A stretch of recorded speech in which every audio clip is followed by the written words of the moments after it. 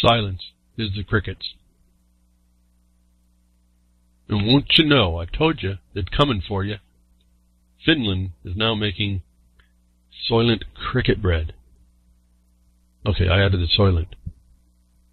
So they're coming for you, folks, unless you make the difference, which is to actually do something. Not just think about it, not just know about it, not just study it. And as I just said that, it got me right to one of my tabs. Isn't that interesting? Didn't think about it before. We'll get right to this. And before I do, on past cast, broadcast, recast, or whatever the cast is, on this world stage, I think this number here would be episode BTWRLM 247.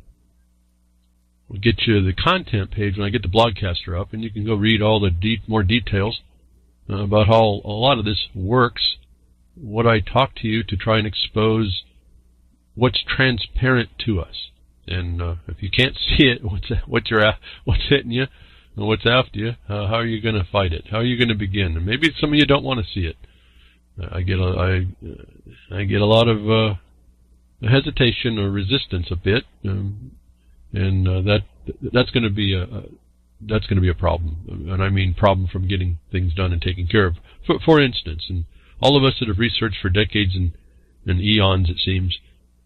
And boy, what a life wasted at some level. As I told you long time ago, I realized I was reading on things that really people shouldn't have to know.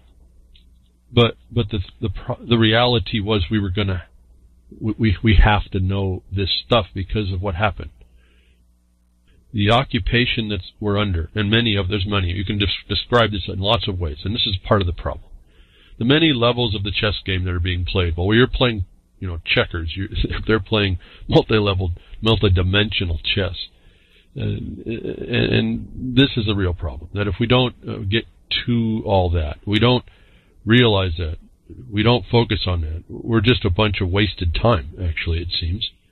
And I know we'll have lives that we live, and things will seem fine, but actually the devolution, literally the devolution, the slide into the stinking abyss will envelop us. And that requires energy to crawl out of if you can. And I think we could, if we could all get together. But a lot of people place the amount of knowledge they have, or they think they have, actually. And again, a lot of you that will be listening think I'm insulting. I'm just trying to show you some facts of misobservations, things that I've learned by experience. And it is the experience that becomes the problem. The truth is the lack of your experience. It may be all the knowledge in the world, but it's the lack of your experience to put it into action that's going to be what I'm talking about right here.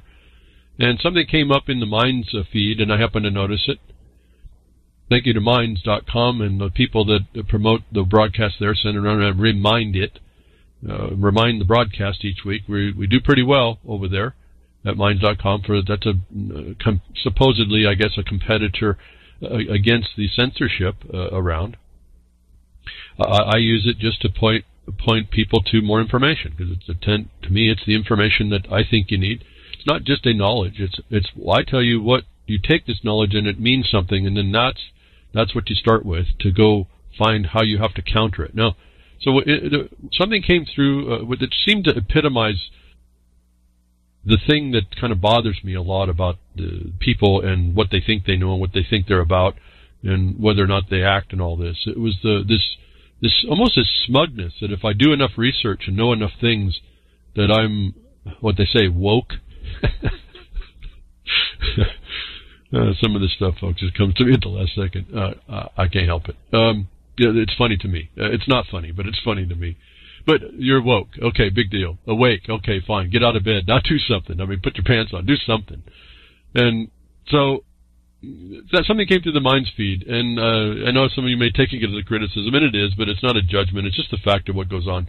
It was an indication, and the anomalies, and I'll call it the hypocrisy within the concepting, that someone would say and tell people, and this is not incorrect. It just doesn't. I want to just explain it's a shortfall.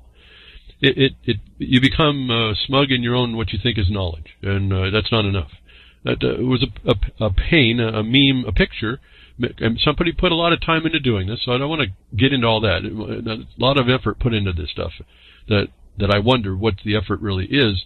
And it says the whole thing starts out with the big word research, and then it has a whole list of things. And let me preface the way it looks is in the center is what apparently is a anonymous logo and the mask. That mask I tell you about that everyone picked up on, the V mask, which I've told you is really it seems to be now the symbol of the Jesuit order. And so that's right in the middle of the picture, but around it is this word research is a header, and then down is all these subject matter studies that you need, that whoever this is telling us to do and research, and the implication is learn about these things.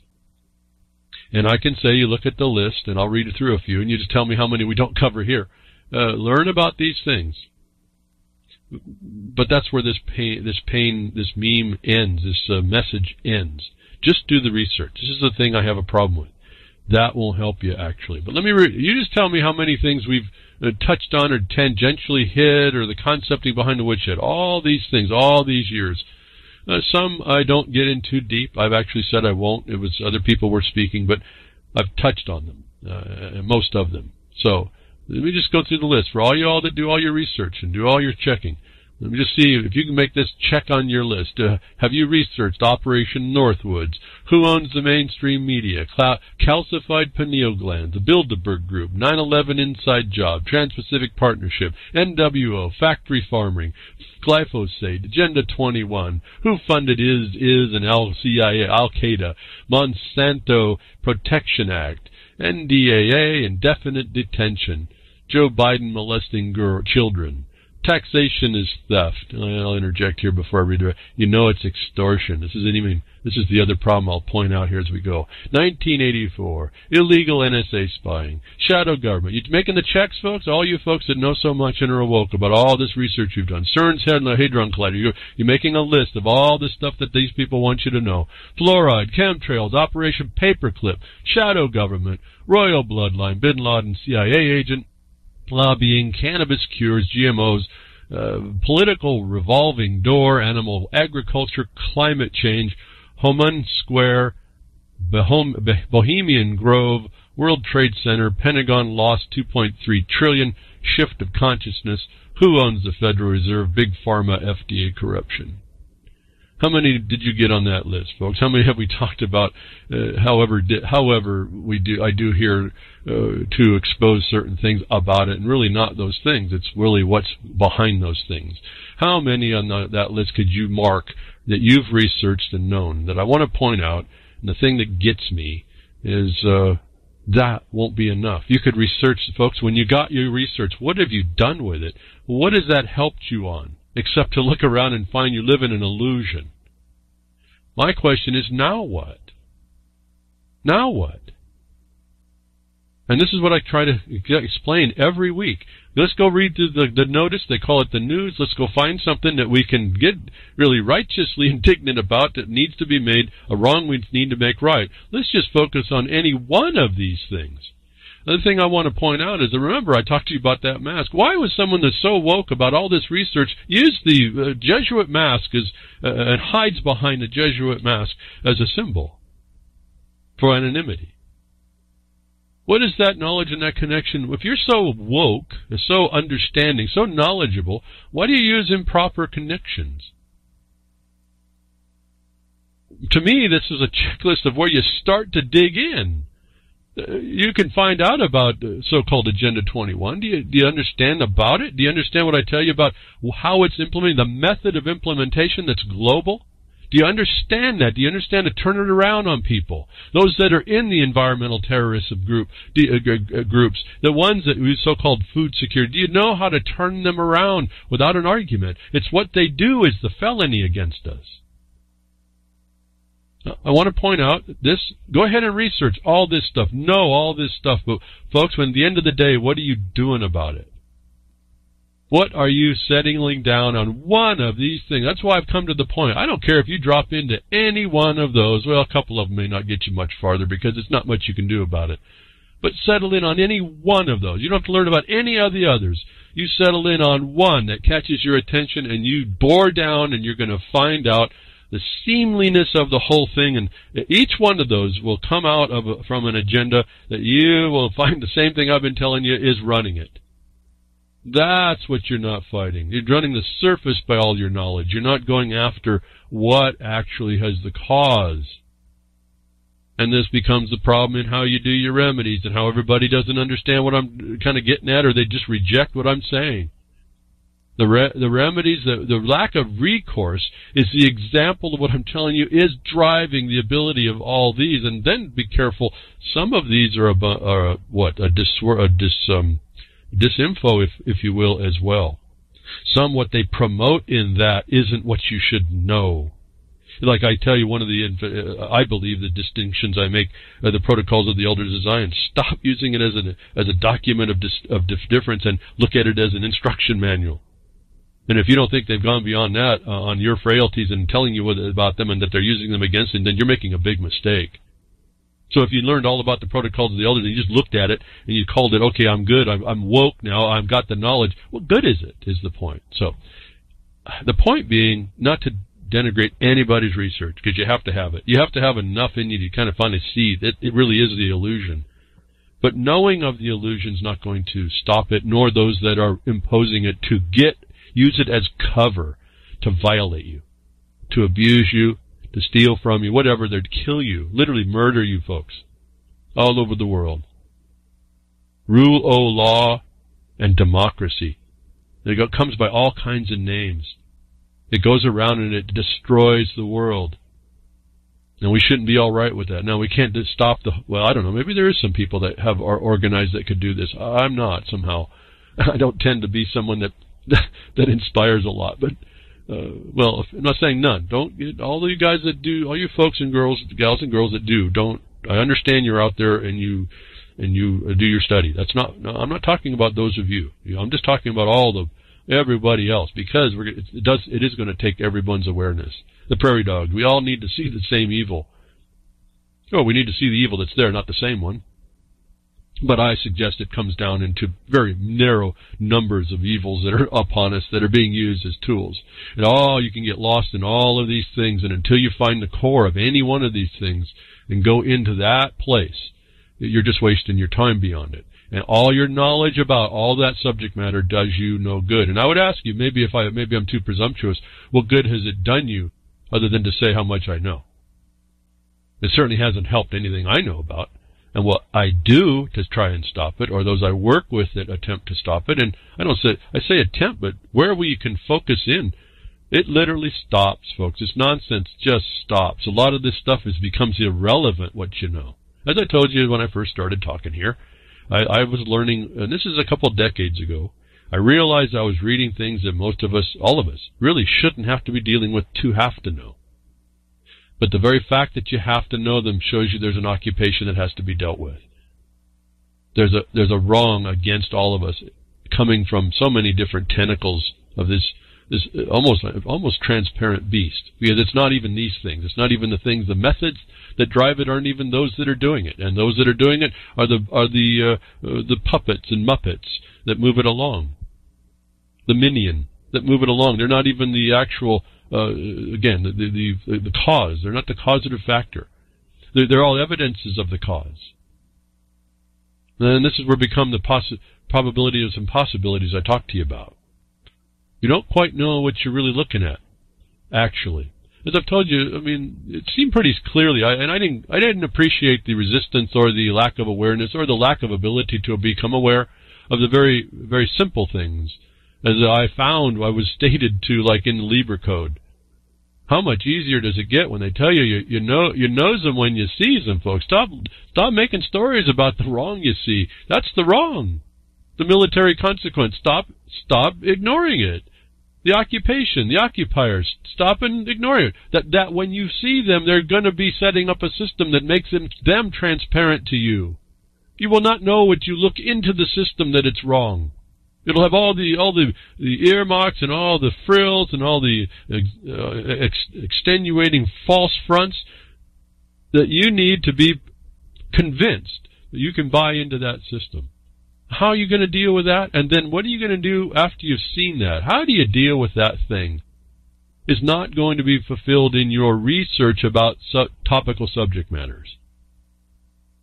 Any one of those. Well, I would say more as I look at the list, the 3/4 of what I know, what I've read out, may get you somewhere. Most likely would get you somewhere to start to look at something to do, not just know. Knowing of a thing is not doing anything about a thing.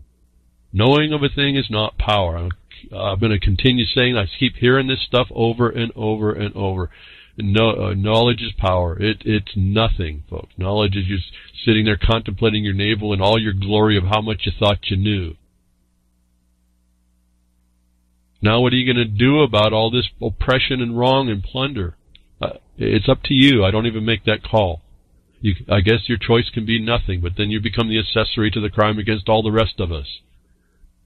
You gave in. The steak tastes too good, folks. You just jump back into the matrix of it.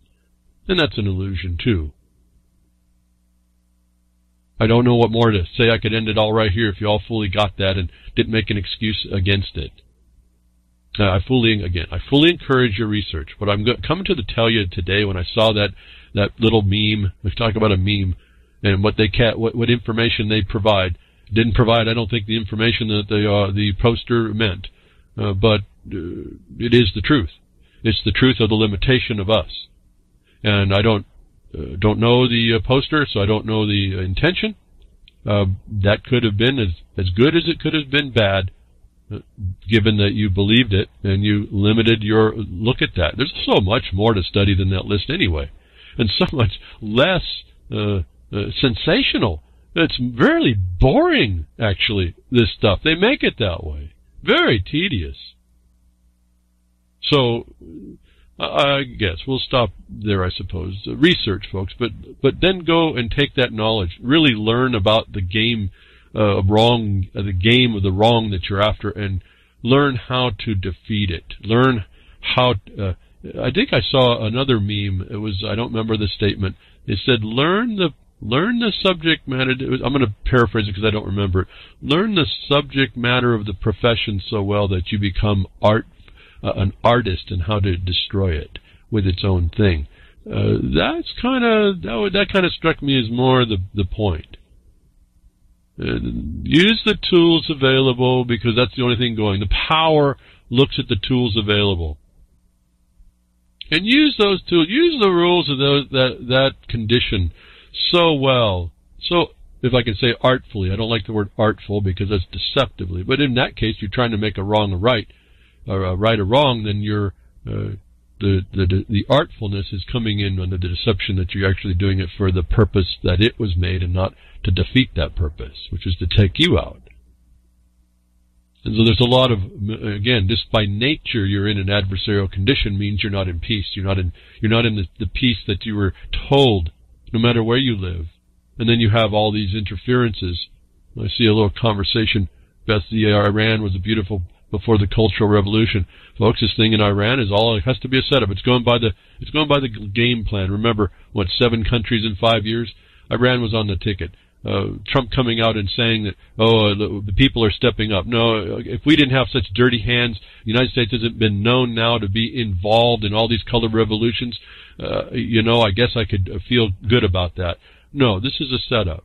This is a setup. Now they're going to say, looking at humanitarian violations, well, as soon as the government that they've attacked, a color revolution, and subverted or trying to subvert, tries to protect itself against it, they're going to be blamed for so-called human rights violations. What happened to constitutional rights? Why does the government hold up UN human rights that are subject to a central authority? Why don't we think past all this? I'm not saying we as a totality. Some of us see through it. So be careful of what's happening, and you see the people that claim to be innocent and on the sidelines are really, in the most part, if they have the power to do it, they are in it. There's no doubt in my mind. I'm beyond. In fact, we saw that they were now all of a sudden advertising. It was claimed that there was no advertisement about this so-called color revolution, and because there was no advertisement through the MSN, that means that there was a real thing. No, folks, that's part of the plan. This thing is a setup. It's just like everything else. And I would say, well, as soon as they now they're going to start the peaceful protest. My question last night was, or night before, whenever it was I first heard, when does the violence start? That's the very next thing. Yeah, I don't think it was 3 hours after I said that they were already talking about explosions happening just outside the peaceful protests that are now causing problems. And this morning, I understand now they've gone violent, those protests. So this is it, folks. This is a setup. The United States is dirty of it, right up to their eyeballs, if not sunk deep into it. Other countries are involved. We just can't leave people alone, and I don't think that's okay. What do you do about that part? I don't know. But you can start by finding a wrong you need to make right. You can take this list I just called you off. You can do whatever you want with it, but I'd say focus in on something. Help those around you by focusing in on something and starting to be the example of doing something against it. Not just busy work, actual results gathering work. It's all. If I hadn't seen us doing it, I wouldn't. I guess I couldn't tell you this. There's a certain way to approach this, and the people that you're starting to that would have been up against you, that have come quietly and silently and visibly, transparently to you to destroy you, are unclothed, are unmasked, uncloaked very quickly. And then that response is going to be all kinds of different. That's when you just have to be, that's what you're just going to have to be, what do I call, fluid on your feet. You have to kind of think on your feet and get things going on. Try to, you just got to be fluid on your feet. You got to be thinking ahead. If you're 10 steps ahead, it's not that much, not much that hard. Again, until I can't even talk about it, I started thinking, how do I explain it? You won't know that until you get involved. You won't know what I'm saying, and I can't explain it until you get involved. And so that becomes the problem of your interaction again. It's not something that you guess and by golly. It's something that you gain by experience. It's not something that you can, I can tell some of it to you, but everything you do, everybody that I work with, everybody over all this time, everybody's action to do something has been different. We can come in generalities at the beginning of it, but when it comes where the rubber meets the road, you have to sit back and look at what the very particular, all these people you're dealing with are people, and they have their different way of dealing with it. They have their different levels of, resistance and arrogance about how good they think they are, or who, and this is the serious one, actually who they have to protect them. And this is when we get to the higher levels, like into judgeships and prosecutors and all this other nonsense. And I'll just quickly mention, without getting too deep, the fact of how you see the prosecutor, like in the Bundy case, they're not taking that guy out. They're doing a big shuffle right now. Serious problem. Complete injustice, travesty, beyond the mere appearance of impropriety, folks. And they are coming in to rally up to try and protect that condition. They've got to make sure you think that the court system is just. And I've shown you in so many ways how the statutes say they can't be. I don't know why people don't listen to me about that, how to easily go and produce it. They allow other so-called representatives do that instead. And yet, here we have it. They let people watch, all the so-called woke people, all the people that have knowledge, all the people that truly understand are watching the criminal get away with it. It partly drives me nuts, but I partly understand it, and so I have to just sit back. I have to give it over to all the inefficiencies and ineffectivenesses of action that I see. I guess, and I just have to balance it against when I start to step in to do things a certain way, all the nastiness of the subtle tricks that pop out. If you're not aware, I just know that if you're not aware of how that works, you'll have no clue it's being done to you, let alone that, because you're doing it then. You won't even know the transparent trick, let alone if you have never started and you look into something. It's just a fascinating type thing. I mean, down to, how do I know when a governmental court administrator comes back with a question about an application, and they hit why, and not, if you didn't know this, that they hit exactly the point that if you answer their question wrong, they can defeat your entire presentation. Why do they know to go there at all? Why did that become a question when it shouldn't have been either? It is really a fascinating observation. It's really a fascinating problem. How is it that they know to do that? How is it that that's where they come in? How is it that that's the thing you have to know to stop? And it takes a little bit to work through. If you're not aware of it, you'll blow right by it. All the people that I've heard that talks about exactly what's going on, they don't have a clue. They have never been involved, and they'll tell you that they haven't been involved. But people think that that's the end. Their research is the end all be all. It's just the beginning of the totality of what you might be or may not be up against. Because when you finally focus on something, the only thing that will bear upon your knowledge, your terminology, your dictionary words, your law, the application is all going to be determined on the subject matter that you address. It's exactly what I keep telling you. If you don't understand, like, let's say what a stakeholder is and where it originates, and then that should get you into a deep study to find out exactly what you're dealing with. If you don't understand what that is and you're walking up against one, you don't understand the method that they're using, it doesn't matter what your terminology is. It doesn't matter what you think. You're being dealt with by a system that's already got it worked out before you got there. On the other hand, you find out who you're dealing with and you put them in their proper place even within that status because you use exactly what's been set up. You become effective in destroying what they thought they had that was running transparent to you. I talk about the stakeholder. That's a whole system of things. I can guide anybody, and I have, to look at that, and it's all up to each one, the interest of each one that studies what I explain. I guide them. Again, I gave you to the trailhead, and I say, go down there and look for this, this, and this. And in the process, don't forget what you find, because it's going to be more than what I found. I found enough to be able to make sure I understood what was going on. I didn't need to know. I wasn't going to be the guru on consensus policy systems. I was just knowing that was the tool. I learned about it sufficiently to know what to look for, how to look for it, how to defeat it. I don't need to know any more than that for what I do or what I tell people to do. I don't want to be one of them. But I did have to learn enough. And that's would be any subject matter. But did you know that? I mean, did you know when you heard, how do I come up with the ideas of stalking horses and, the stakeholders, that they're the felon against you? How do I know all this? It's I study it. I study the effect of it. I apply all that stuff that people research, and I apply it. That's the beginning of doing, the application. Apply that knowledge somewhere to something. And if you don't, you'll be an endless, educated idiot, I suppose, I guess the term. He's called people went to college that just learned a lot but didn't know nothing. And how do you like that grammar? Not Grammy, grammar. And so it's just you can be one of those, or you can be someone who puts it together a lot better and does something at least for yourself.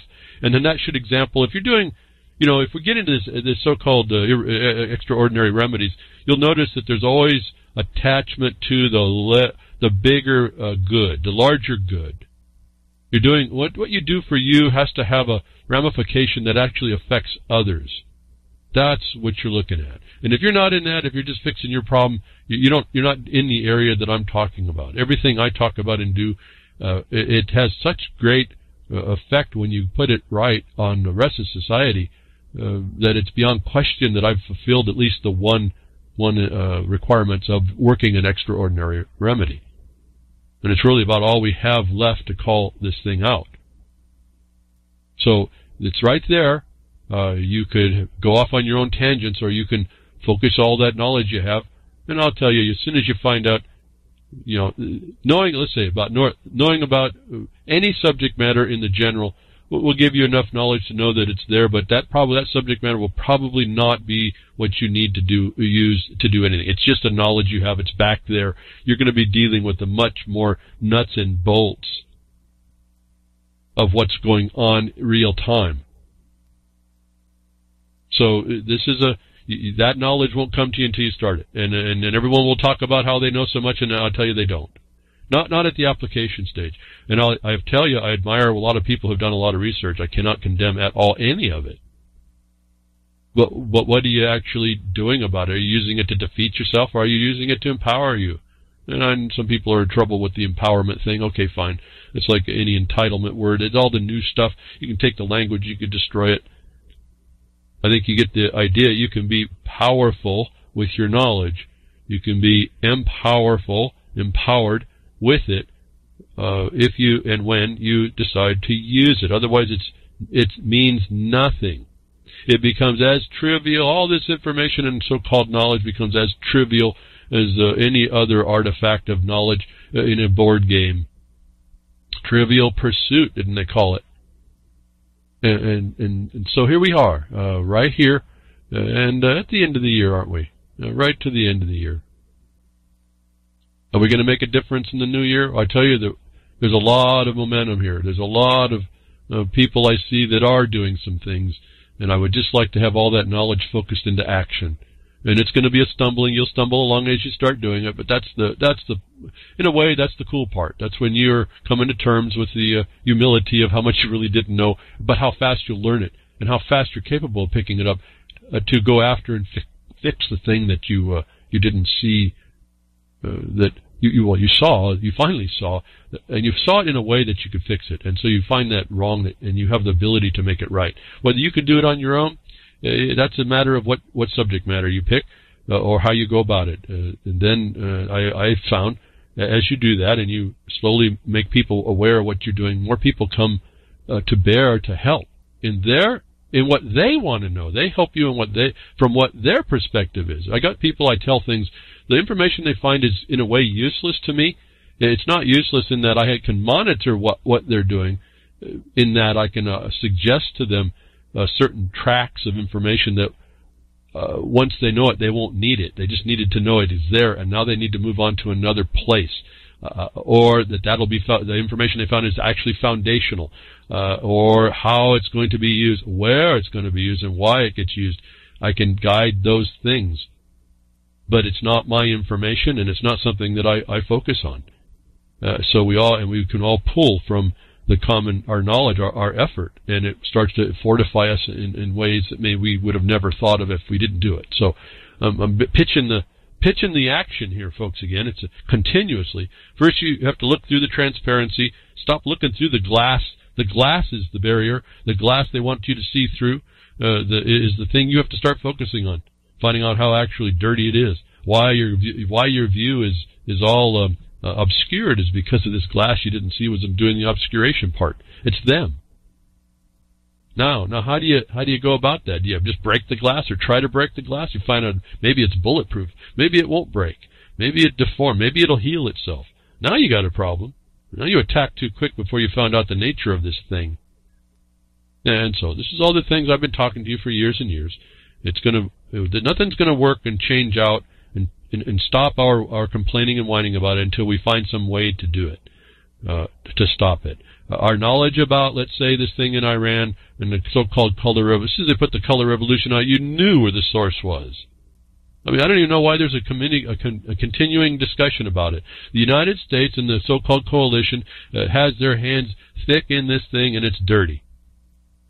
I really don't care then how bad the so-called regime, the government that's being run is when we are trespassing as a nation. We have no right to be looking at what human rights violations are when we have our hands in so dirty in places around the world. That's talking about the United States. And we can make the distinction of the United States of America. That's just the states and those people in the states. But it's all this supposed union that become overtaken and taken down. And we hear crickets on all that. So it's up to us, really, the point. You can all do what you do. You can do it wrong, and you can continue the pain against you, or you can learn better each time on how to do it better. And I think at some point, again, let's get quickly back to the Bundys, and I'm not doing, I'm not going to make any constant discussion on this right now. But you watch all the harm and the injustice and all, and everybody has their own opinion on that. They just keep, there's the accident. There's the accident. There's the accident. And no one presses all the players, the ones that are supposed to have the authority, with the fact that they're failing to do certain real simple things to make the travesty what it's supposed to be. as I said last week, everyone wants to focus on this thing going on. The prosecutor, Sessions is in on that. They made the decision to allow that. Now, where's the outcry against the totality of the system having the appearance of impropriety, and they were supposed to not even come close to the mere appearance of impropriety? Where's all that stuff? We're so far into organized criminal syndicate stuff, racketeering, we missed the very first point. If I start arguing mere appearance, what happened to the mere appearance when you're already doing crime? Why didn't you stop it way back then? We might have a big distance to have to not argue so much. How is this not breaching the trust of the standard for the mere appearance of impropriety? And then we start to destroy this idea that there's a justice system, and it's really, we start seeing it's just us. It's this occupation that rules your life, that destroys production. It goes, as you see, the so-called Agenda 21, sustainable development, whatever name you want to call it. The Bar Association is thick in promoting it, and it'll do everything where appropriate. It's right in their own documentation. Do I hear anybody else bringing that up anywhere? No. I don't know why. And I'm bringing it up again. When you're dealing with those kinds of people, what do you expect, folks? When you start talking about things like, the prosecution is, telling lies or was involved, you're missing the point. These people aren't in a condition, in a state, they aren't in a status, they aren't conflicted that can keep them from doing these things. We can keep talking about what they do, but what's the impetus that allows it from the beginning? Is this entire system. And so you can talk about the whodunits, the singular prosecutors that are doing it in certain cases, but it's the entirety of the system, folks. Why are we focused on the wrong things? And so if the system wants to purport that it cannot breach the mere appearance of impropriety, why don't we start there? And then we show how, we have a standard, we have a foundation from which we were supposed to see them not trespass or go beyond, and how far this thing has gone and have been allowed to go, and every other superior officer around there was required, and so-called official was required to stop it long before, brings them all into culpability. And we get to restore what the standard is. Not that they get to beat down on everybody and persecute people and use the system and the rules and the obligations and duties of what they claim that you have by fraud. No, we say, no, we are now of knowledge that you are really willing to go way beyond the mere appearance. I don't know if you appreciate how delicate this statement is, how easy it is to breach this. That they have made the standard that the mere appearance of impropriety is too much. I don't want to get lost in that, but you have to understand what that means, how far these people that allow this, and watch how you allow it. And then you come in with all your arguments about, they violated this right and this, and then with all these cases now we get these certain doctrines that come up. Who cares? Who cares about all those the Brady violation? Who cares? They went past the mere appearance of impropriety.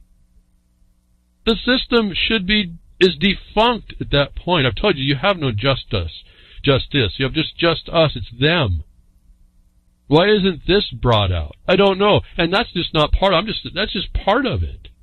If all the people that are looking in that could take a step back a little bit, even from their own interests, let's say in the Bundy case, or the Hammonds, or any other injustice, all the so-called, the victimless crimes, not just so-called, but the victimless crimes, if people would take a step back and then write a letter into the system and say, I don't care that you have a jury, and then here's the jury that was tainted by your process. I look at that, and your process of jury selection is tainted. You do it by these attorneys that are persecuting people because they have a political agenda, and then you come up with, and you cause the taxpayers to pay money that really, for victimless crimes, this, I think, breaches the mere appearance of impropriety and public service.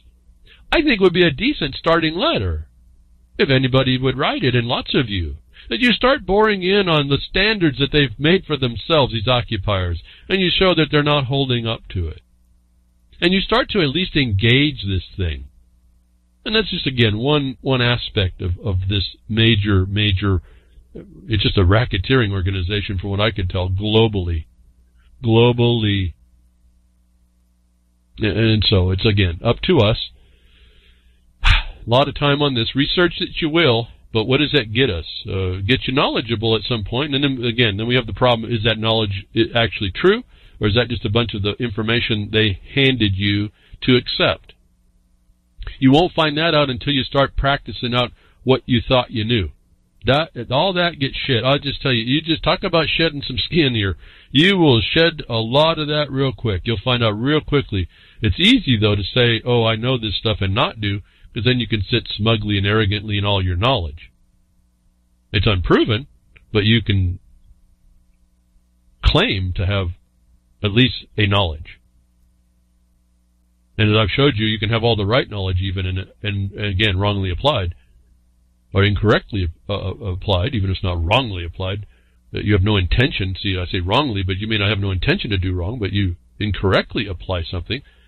The correct information, incorrectly applied, is not something you want to do.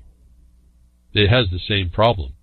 And so it's you find all that out pretty quick, and a lot of people don't. Well, I think you all know. I think you all know when you start to actually apply this stuff. Start talking about how much you know, how much all that works. When you start to apply it, I think you also know that you're going to have to come to terms with the testing of what you thought you knew. I'm not immune from it. That's why I know about telling you.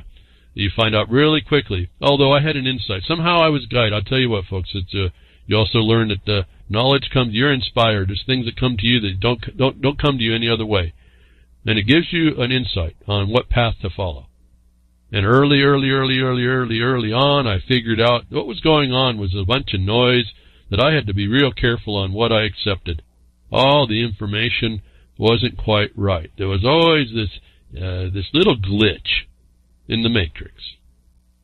And I started to look for those glitches existed, what they were, and those glitches, as I can confirm them to you today, would have been, as I would describe, a link in the chain of title to either a title, a proof of possession of a property, or as an evidence to prove a thing.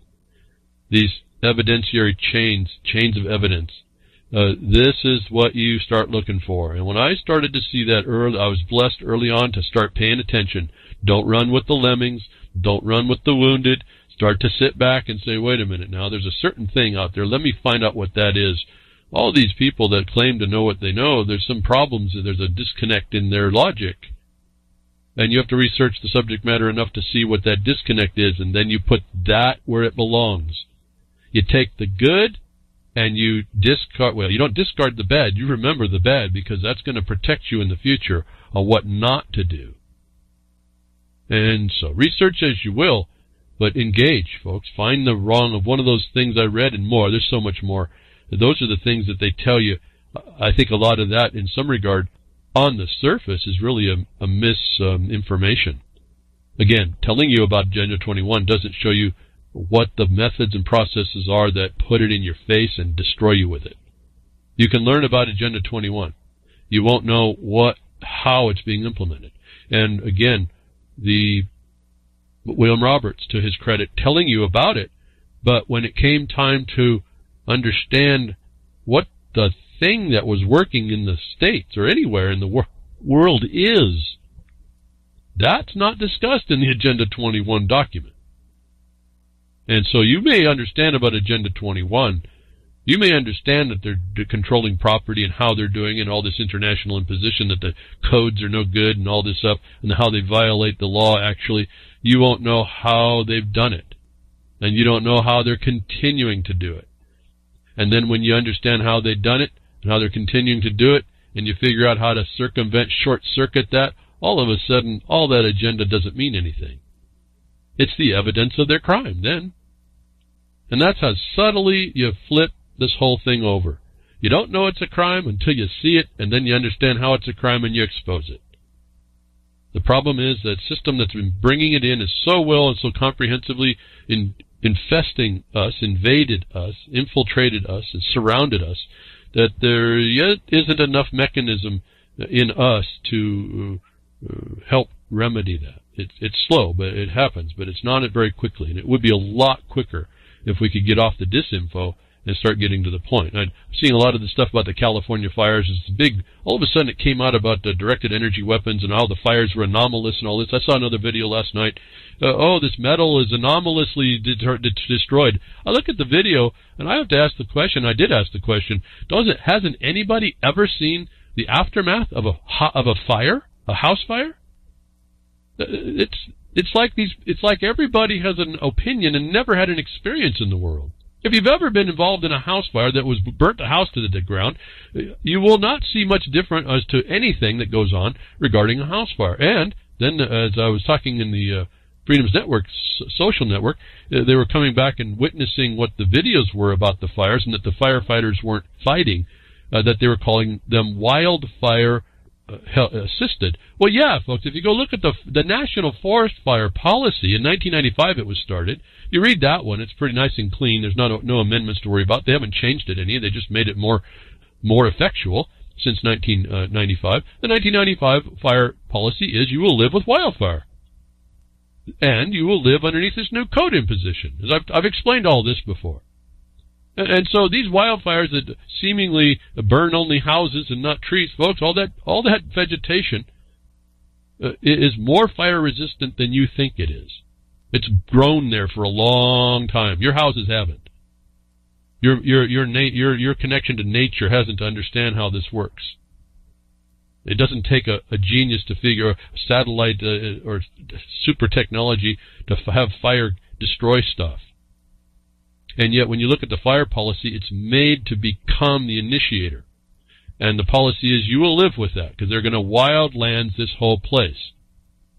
So while everyone's focused on directed energy weapons or looking at a so-called anomalous features of how these fires went through, you're missing the point that the policy was set up back in 1995 to cause what's going on today, and you won't do anything to stop it.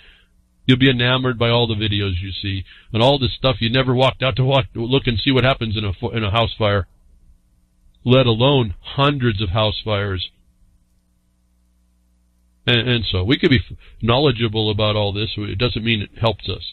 It's certainly not going to help stop the nonsense. If I had 1,000 people that understood the National Forest Policy and stepped into their counties and say, listen, this is not a plan. The bar they've set on this plan is so low that it causes the destruction of our property and the interference of our health, safety, and welfare, then you would be speaking in the language that they could do something about all this. And you would show how the National Forest Policy is the low bar and the obligation and duties of your counties is a higher bar, and you would set that higher bar. You wouldn't be discussing the conjecture of a directed energy weapon, which, if you had worked on the policy down on the ground anyway, it wouldn't have had enough fuel to do anything with. And so, I mean, lots to talk about. I could go on and on. What subject matter do you want to talk about that we whine about, folks? I just tell you that you're just focused on the wrong things. You have all this knowledge about a subject matter, but nothing substantial that you can deal with. And that's why you don't deal with it. And I'm here to remind you that there's a way to deal with it. Some things we may not be able to do, but there are tons of things that we can do something about. Will it take a bunch of people working together? I think it is now. How do I go from where that is to where I'm going to be going is interesting, right? These tabs. I figure out what I'm going to do and I get off them. But so, research as you will. But I'm asking people and have been asking, engage evolutionarily. The evolution is your knowledge and your application of your knowledge, not what you know. That's just an ego trip. And I think maybe not to. I won't even say the rest. There's just a lot of people that put out sensationalized knowledge. They do have the facts, maybe even 90%, but you know it's that last 10% that's the action part, and everyone seems to fall short. And so I don't know what more to say. I want you to do something. I want you to find that thing that you want to do, because I know you will expand yourself way beyond what you thought you knew.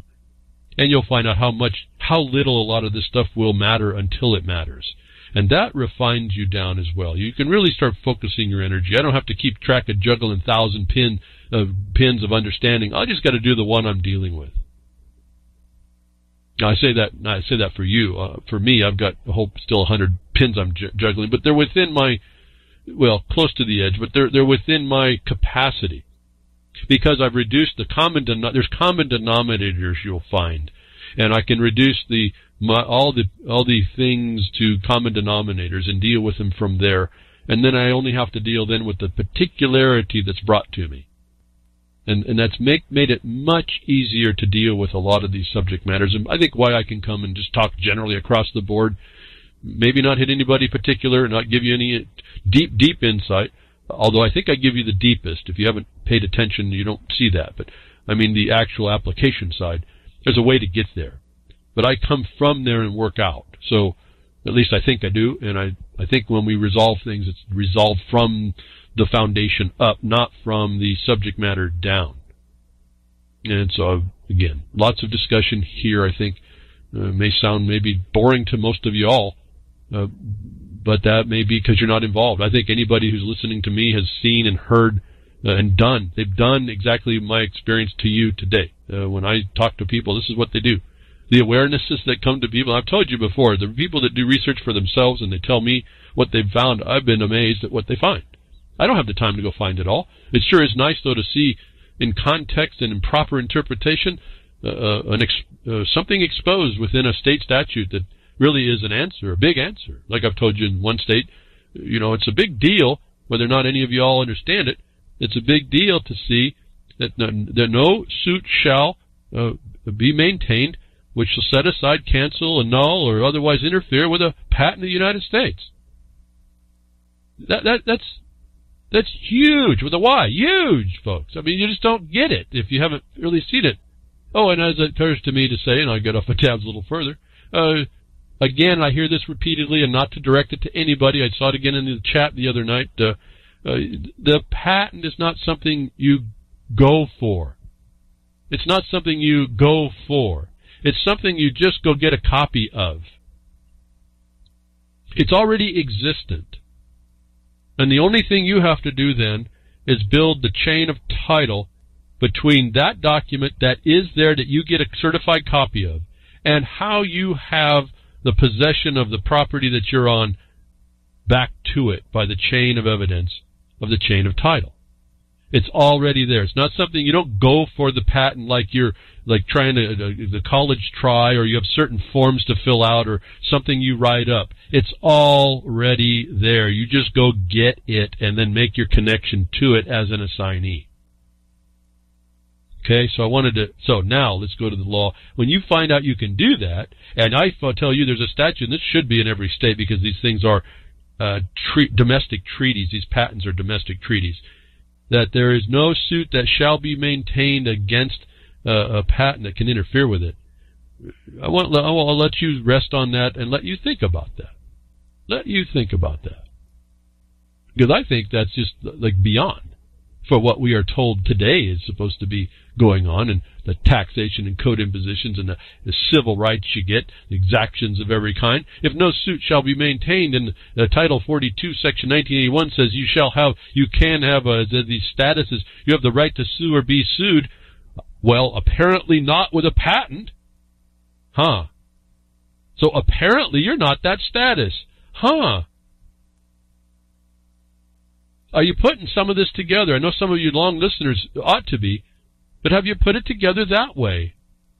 Is what I'm talking about. When you start to work with this information, this is the knowledge, real insight. I think it's what I say, the real insight of how the nuts and bolts of this works, that we are so oblivious to or have been denied because of these authorita, whatever name, the military consequence, the imposition, the reptilians, I don't care who you call them, that we've allowed this, and it's all right there for us to see past it all. Now, again, the patent is not something you go for. All you do is get a copy of it. It exists. It's a request to the land board of your state. It might even be in the form of a state warrant, a state deed. That works as patent as well. But there's an originating conveyance of the public land to a private holding that shall be forever not interfered with. It says it right in the document. So, those of you thinking you're working, you have a lot of work to do to get a patent. if you have land, you're misinterpreting anybody else. You're not listening to me, and you're listening to other people who don't understand what the deal is. And there's also a conversation going on, I understand, that says that the patent theory, the patent idea is merely theory, and that it doesn't hold water in the courts. Well, I just told you that there's a statute that says that no suit shall be maintained. If there's a patent in a suit, then the party didn't understand about it. And the subject matter that they're suing on isn't about patents then, is it? And so that meme that's out there, that so-called knowledge, is incorrect. It may not be used in a certain capacity, but not at the point of it having it interfere with the conveyance of Congress. And I can even jump the chasm from property into commerce, because it doesn't matter then. If we acknowledge what the act was by Congress and the ratification of it by the President being a domestic treaty, and that Congress has the only authority in commerce amongst the states, then the states can't interfere with that patent even in commerce side. And you got them again when they try to impose a commerce restraint. Distraint, I don't care what word you want to call it, and how depth you do the entomology. There is nothing that's supposed to interfere with this conveyance, and this is a whole other section and body of law. Once you understand that, you start getting what I was telling you about. This whole thing looks a whole lot more rich than what it was. I mean, real wealth starts to develop in here. It's not all these ideas and opinions.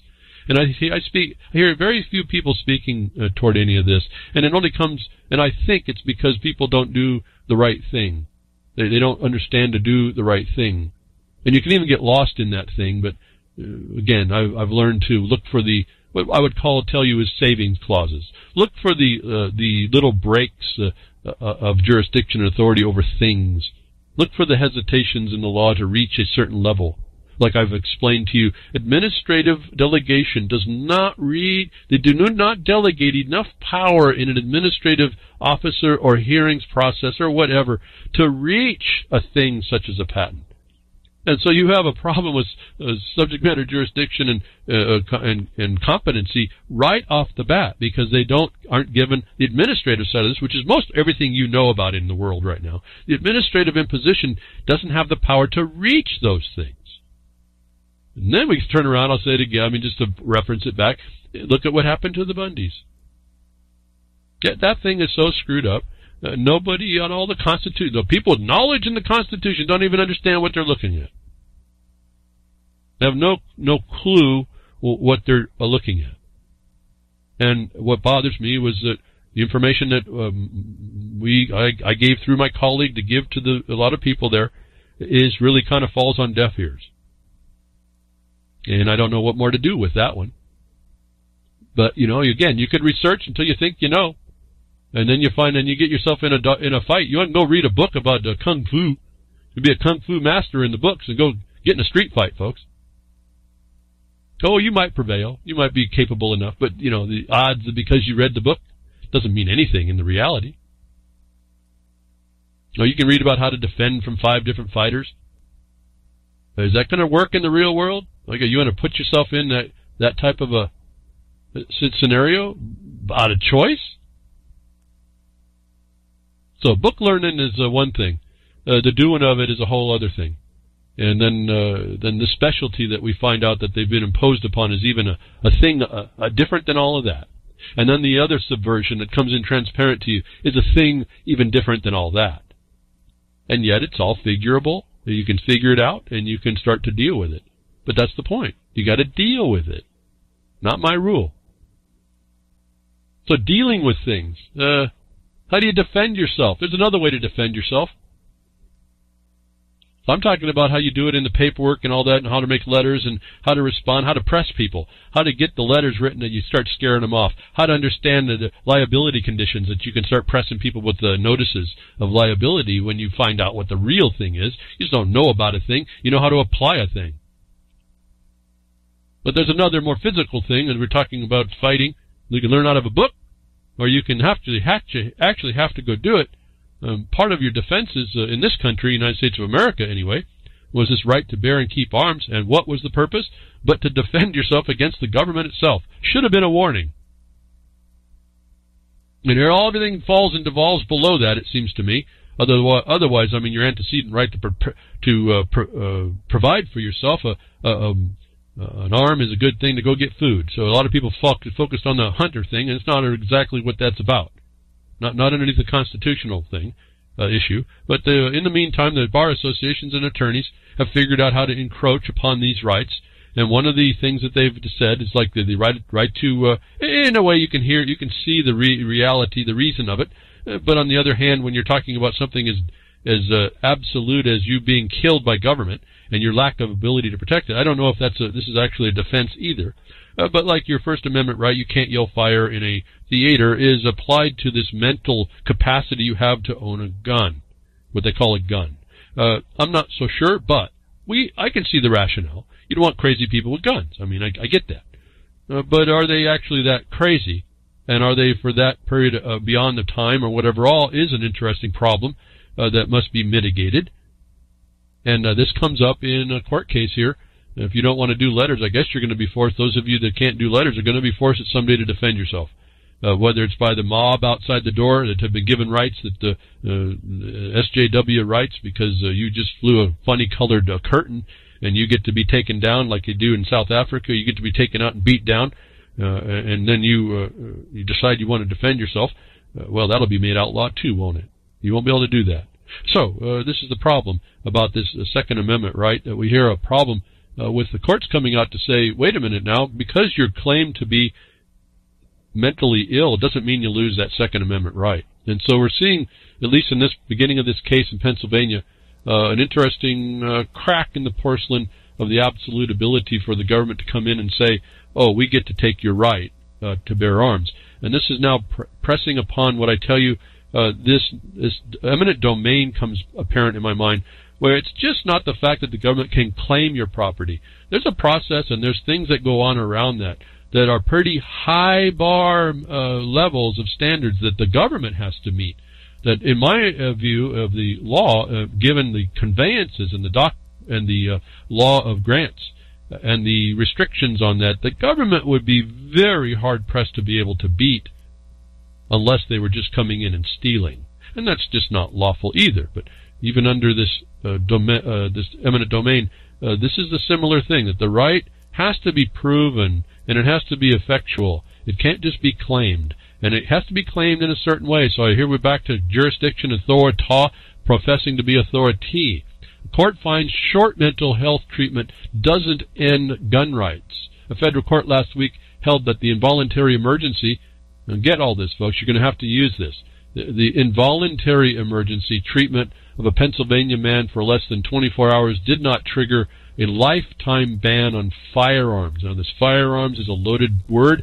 I caution the interpretation of all of this, but the point is, let's just look at the firearm here as just any weapon to keep the bear arm the arm, not the special firearm under federal control, or regulation, actually. Deciding the case in Alton Franklin, the United States District Court, another incompetent court, held that the brief history, by the statute, folks, I'm just not talking opinion, you've heard me talk about this all the time, what at 28 U.S.C. is your judiciary code in the federal law, 28 U.S.C. section 88 to 133, I think it is. Go find the Pennsylvania District Court, and you go tell me whether or not that's an Article 3 court or a legislative or territorial court. You go tell me. Deciding, and this is the same problem with Nevada and Bundy's, but anyway, it doesn't matter. People don't care. They just want to keep believing that there's a justice system. Deciding the case in the Alton case, the United States District Court held that his brief history of mental illness reported by the state did not square against the federal gun prohibitions on those who have been committed to mental institutions. So this is bringing up a couple of very important things, that the federal guidance can rule, and it has a standard. It's not one that's misinterpreted. You better read these correctly. So if you apparently want to have a gun right, you better understand the powers that be who implement this, what they say. And once you understand that, then you can work out how what they say may be wrong as well, because this is also something you'll find. According to court documents, and there's a link when you get to the Black Hatch, in 2002, Franklin appeared at his local police station, quote, needing to talk to someone, close quote. In the aftermath of the recent breakup with 20 lacerations on his arms, he said he picked up as part of a drinking game with a friend. The officer he spoke to felt that Franklin posed a danger to himself or others and a county official completed a warrant that the man be involuntarily admitted to a mental health facility for up to 120 hours. However, Franklin only remained hospitalized for less than 24 hours before he was released. Now, I'm wondering here, when you say someone filled out a warrant, if that's not going to be a false arrest or false detainment and an assault as well, and that official is liable to him. But that's not the point of our subject matter here. Since then, he has been not been subject to a mental health order, and went on to complete a bachelor's degree, earn a paralegal certification, and work as a corrections officer for the state of Kentucky.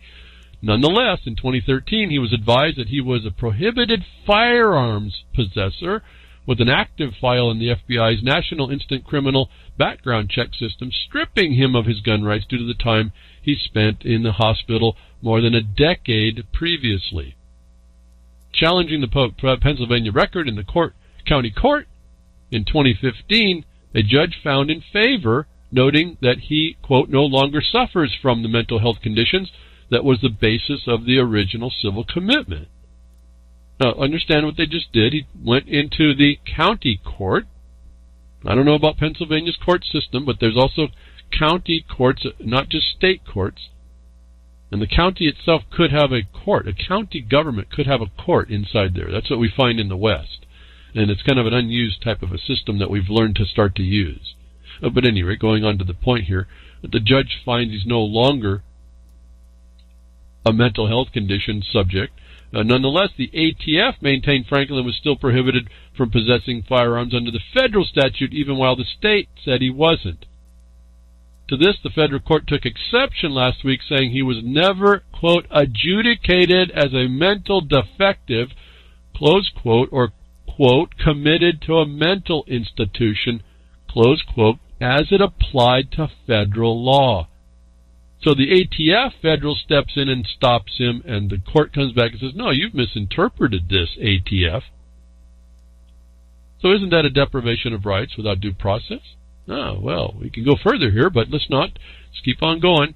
This is all what you have opportunity to do when it's handed to you as a defect and an oppression. You have the right to kind of go after all this if you choose so. This guy's just trying to keep his job, but it can go deeper than this. The decision to submit Mr. Franklin, in quote here, to a 120-hour involuntary mental health examination was made by a police officer, an unspecified officer in the county's administrator's office, and a physician, not a court, board, or commission, said United States District Judge Kim R. Gibson in his decision, enjoining the government from using a 2002 involuntary emergency treatment against him.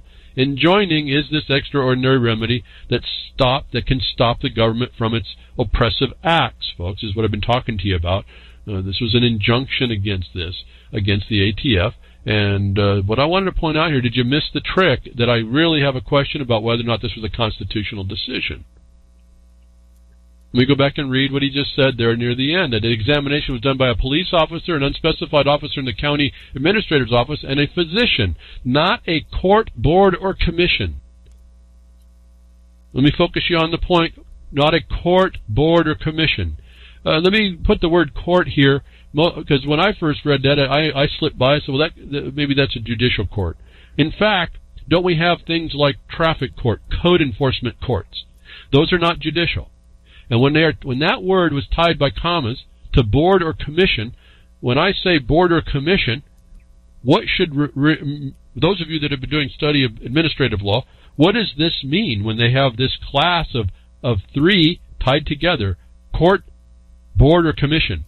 Board and commission reminded me directly of what an agency of the state is, as defined by the Administrative Procedures Act of a state. That boards and commissions are state agencies. Well, that means your local county council board, your county commissioners are all agents of the state. That's executive state branch, folks, not judicial. So my look at this when I saw that, and I was kind of tripped by this a little bit here. Still haven't quite worked it out even. But this federal judge, a territorial judge, USDC, looking into a state action, said it wasn't the officers that may have had employees of the state. It was a board, a commission, or a court, a code court, a special court that had the right to take your gun rights if they claimed for so in an involuntary sense. So they're claiming that this decision was a big deal, that it was in speaking to the legal intelligencer, Prince said the ruling speaks to the constitutionality of stripping a person of their gun rights without due process and now sets the foundation for challenging Pennsylvania's state prohibition on those very grounds. But what is it challenging? It's not actually going to challenge those things where they have now determined that administratively in the executive branch can deny you of your gun rights in Pennsylvania. It doesn't say here subject to judicial review. The court, they say, in the term court, board, or commission doesn't mean a judicial court or a court of judicial branch competency. And so I'm not so sure about this. I know what the system's going to do with it, and they'll just kind of ignore it. Just, okay, well, you can't be taking someone out that way. But this is still a reinforcement of the executive administration of your life, as I see these words. Did the judge make a mistake? Possibly. Did he not look so deeply on this matter? Possibly. And that's the other point. Now you have that as a question, don't you? That the law was not actually determined because there's still outstanding questions. In actuality, if I saw this decision, and I've done this before, a lot of people don't like to do it, I would have probably challenged, if I was the so-called winner, if I was the recipient of the award, and my adversary was enjoined, I may even challenge this decision for its lawfulness. That I could be involuntarily committed by a commission, board, or code court. And they would have to clean that part up. But that's me. That should be you, I would think. But that's what I see here. For those of you that may have seen this issue, and it's important to you, I would take a bit on it, as I seem to normally do anymore, not for the sake of being different, but I think you can hear there's some very serious incursions done by so-called judicial, those that purport to be judicial. USDC court is not, but they're administrative, but this is what they do. And what territory were they reviewing over? Again, what permit does your gun rights come back that's in commerce as well?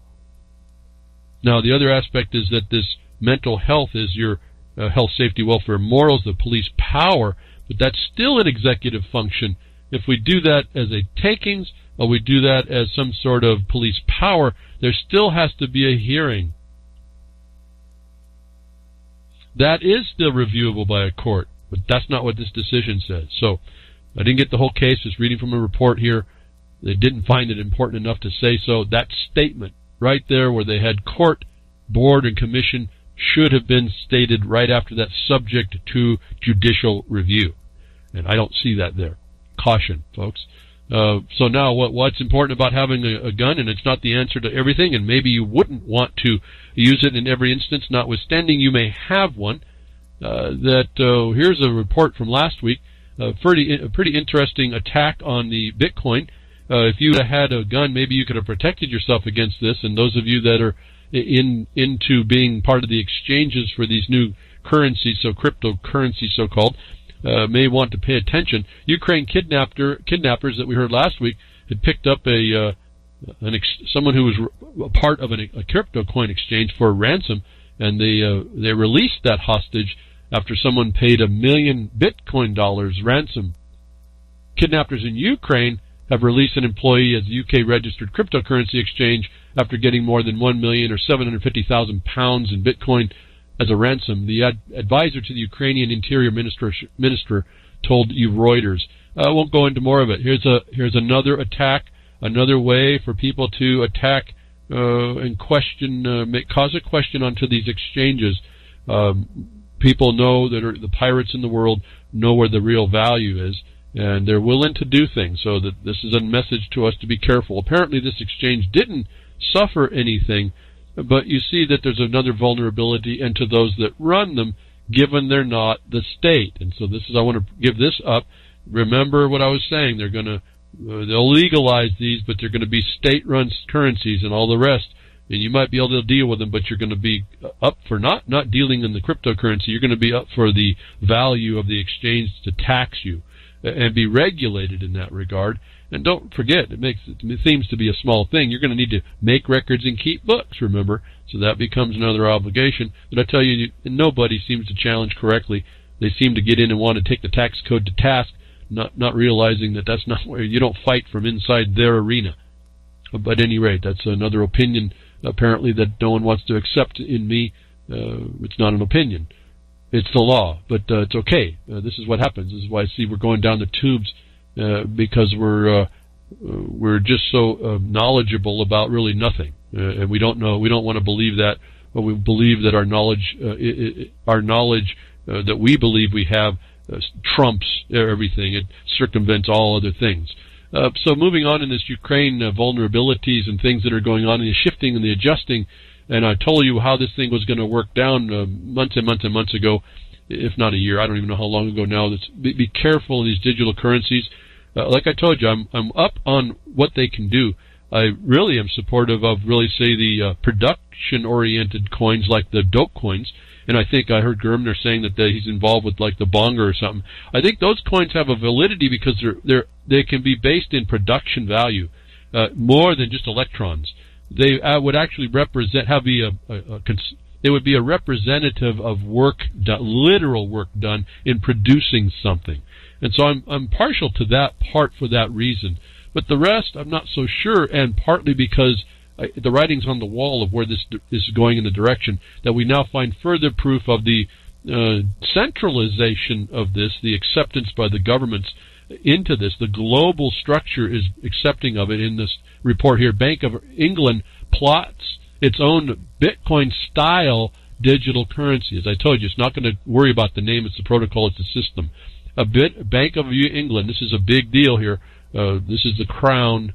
So watch it. But they're moving into the plot its own Bitcoin. The gunpowder plot keeps coming to mind, and this Jesuit mask that's been now promoted all over the world as something anonymous. It's pretty fascinating. But Bitcoin England plots its own Bitcoin-style digital currency. The report about it, the Bank of England can green light its own Bitcoin-style digital currency as early as 2018. A research unit set up at the bank and is investigating the possible introduction of cryptocurrency linked to sterling. So they're legitimizing this whole thing, as I said that they would, but it's centralized in the government systems. And the government, we know, doesn't like competition, so be aware. Again, as I say, the production, like pot coins or the marijuana business, the government doesn't fund this, the federal government, the United States at least, maybe that's different in Canada. That's going to boost that up there for their monetization. But they're not monetized, and they can't do things in the United States, but they're accessible to tax. A cryptocurrency gets around that blockade. That's why Venezuela is doing it. That's why Korea does it. It's the reason why it actually works. But it's based in something. They can always point to a value if they do it that way. And they can also point that they're the outlaw being oppressed by the government. They're in a better position there. Like I said, be careful to jump off into recreational cannabis. Maybe stay in the medical for the time being while you get that industry its own feet, its own currency based in some real tangible things. And you just saw the proof of that when the Bank of England ties their digital currency to sterling. This is just going to go cashless, folks. This is all the object is. Technocracy is right on the door, and it's going global. Fast, really, really fast. I've told you about that. So, to me, we see another connection. If we think like Russia's on the outside of this or China, no, they're all involved. I don't even know how to place them any different. Russia, right along the lines with this, at the same time, Russia plans national biometric database starting next year. Now remember, we have Real ID and all that stuff in the United States of America. This is nothing new, but I want you to point out what they're connecting it to and why it ends up being important. Russia will get a countrywide biometric database for financial services starting next summer, the central bank said. Folks, if I wait a week, these guys, this isn't even news. How fast they're rolling this out. I'm kind of excited here. How fast the demise is coming. And we just sit as crickets. And they're making bread out of us here now in Finland. You thought it was Soylent Green, now it's Soylent Crickets. The system will expand access to banking by letting people open accounts without having to visit a branch, and is key milestone in digitizing financial services, the Bank of Russia said in a statement. The regulator said that data would only be stored with individuals' consent. Legal changes needed before the system passed this month. Your consent's going to be gotten how, folks? Your consent's going to be gotten because you can't buy anything without it. You're going to be hard-pressed to have a system in place to be able to buy it. They'll base it in sterling, they'll base it in the ruble, but you ain't going to have a ruble or a sterling. Pound, whatever the heck it is. Your consent's going to be because you can't get, and you're going to go plug in. So be cautious of all this. But here it is, folks. To me, this is big vulnerability. This is the system setting up. They're creating their own to outlaw or be able to control the other at exorbitant levels. Right? So this is the thing, and I told you a long time ago, watch out, you're going to have your connection to the internet and the financial systems. You're just a financial beast of burden. I've talked about all this. Again, you can research all this yourself. You'll know it. Now, well, what are you going to do about it? Well, you got to keeping some distance, it seems.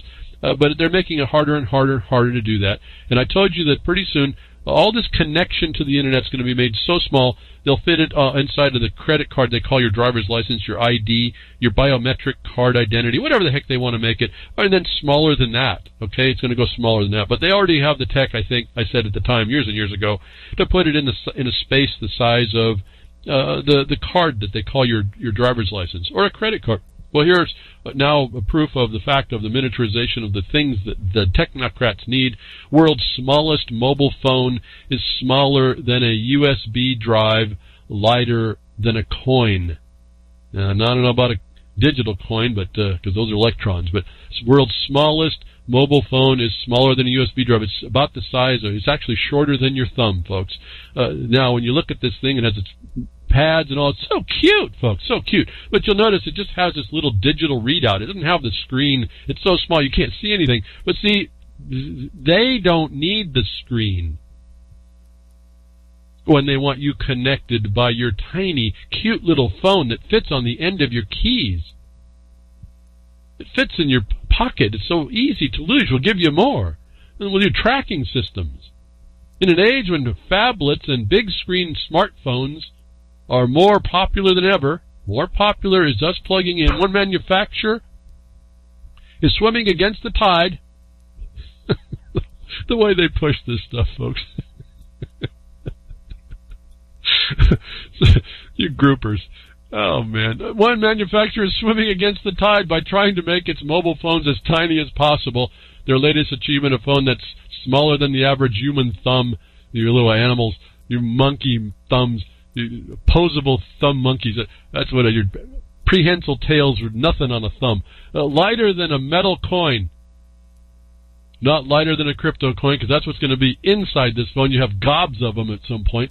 The Zanco Tiny T1 is being advertised as the world's smallest mobile phone. It can fit in the tiniest of pockets, can store up to 300 numbers in a phone book, and makes an adorable yet practical gift. And just in case you're wondering, Zanco claims that it is indeed a fully functional talk and text mobile phone, allowing users to make and receive and exchange text calls. I'm telling you, folks, you're going to have that. You're going to cross that. You're going to jaywalk, and they're going to tell you right on there that they've just taken your account, or you'll be arrested before you get across the site for not having anything in your account. You ain't worked hard enough this week to afford that. How's that, folks? Now here it is. They're telling us it's right there. I told you this stuff is going to be on the. It's so small. I told you it was already so small. They're just not telling us. Now they're rolling it out. It's so cute. They're actually going to use Kickstarter to help them along. They get the buy-in they need. They're working on even smaller, apparently. And the point is they don't. They're just looking for you to have this and connect into their system, their financial beast of burden system, the one that you will not be able to buy anything until you have this system, the one that you will consent to have to buy because you ain't smart enough to herd up. You herd up all the time in all the wrong ways. You won't herd up together to come together to say, no, we're not going to want to do that. As I've told you, the examples of why and how that can work is in India, where it's not working. I told you they're going to work on it. This thing's going to be handed to everybody, and it's going to have its own pre-wallet on, and everything else is going to be done for you. And you will only be able to do dealings in their things that are attached to so-called pounds sterling or FRNs or the other fiat currencies, as I told you that this crypto system is.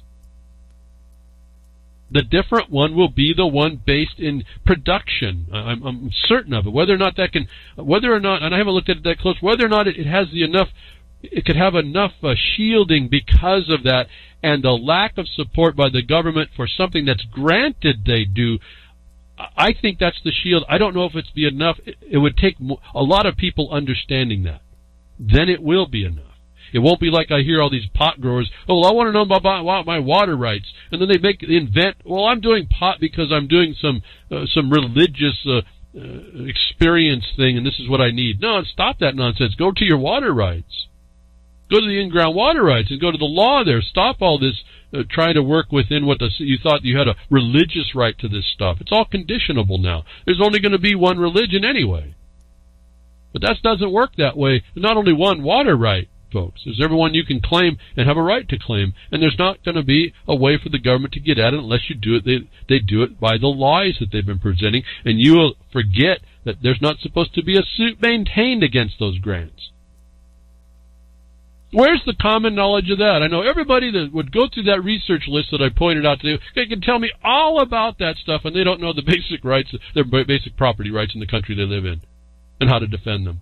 It's fascinating to me at one level. But here it is, folks. Something so small it'll fit almost on the head of a pin. Here it comes. It's right at the end of your thumb. It's big enough it's taking up less space than that credit card or that driver's license, that real ID that already has the technology to do exactly what they're doing. And it don't need a screen. They don't need a screen to tell you to go show up somewhere to turn yourself in. But here's the whole point about what I've been telling you is coming. It's right here. The miniaturization, the accessibility, it's coming in the news, the notice to us, and then we get this. Hackers could sense your phone PIN, P-I-N, using its sensor data. These always intrigue me to no end. Is what the ingeniousness of hackers, again, this vulnerability that we have, and I was wondering, well, how the heck are they doing that? How are they taking all the sensor data that's built into these phones? I mean, really, why do they have all this?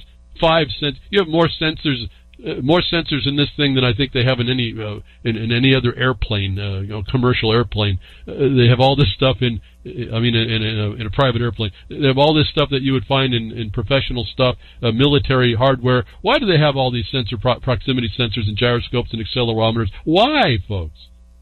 Oh, I know they're tying them to apps that use them, but that's the cover. Why? Is because they need all this information. Well, it's pretty interesting. Hackers have figured out how to take all the sensor data and figure out your PIN number. And I go, how the heck would they do that? Well, it was pretty interesting. They took a computer and had lots of people punch in to a phone their PIN numbers. And they recorded how that happened. And they recorded the outputs of all the accelerometers and everything when you push the button.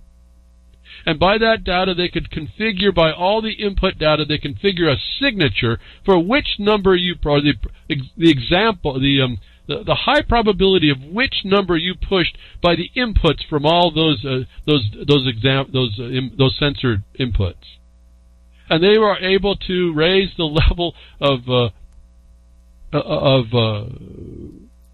accuracy to 99.5%. And how does it do it? Well, when you push on a 9, it registers different than when you push the 1 or the 5 or the 4. And the subtle differences out of all the sensors they could figure out, create a signature for each number you pushed. And so, all this stuff is being used against you. Your PIN number is one of the protective numbers for your accounts, folks. Your cashless life is vulnerable to all this. A quick suggestion I may have, though I can't prove it, maybe you should, whenever you do your PIN numbers now, because you don't know which one of these programs has been programmed in, you don't know which ones the NSA has got in, or what Apple has agreed to, or Google, or any of these guys who already have this program. You maybe put your phone down on a table and make it and hold it and you got to and cover the camera, because it looks at the shadow that your hand places as well. So cover the camera, hold it down, don't let it move, and then push your buttons as gently as you possibly can. That's what we have to start doing. But anyway, pretty ingenious, evil genius to figure out how to hack your phone, get your PIN number to get into your accounts. Another digital vulnerability. They're going to raise the price of things, and Bitcoin has been coming up. They've been saying how cheap these interactions are going to cost, how easy it is to get interactions done, so much cheaper than everywhere else you would ever do a banking or financial services transaction. Folks, here's the evidence that may not be the case, especially when they get everybody on and there's no competition. Bitcoin is eating itself. This is on cryptogron.com. Yes. Bitcoin has become utterly terrible to use. Low confirmations and high fees are insane.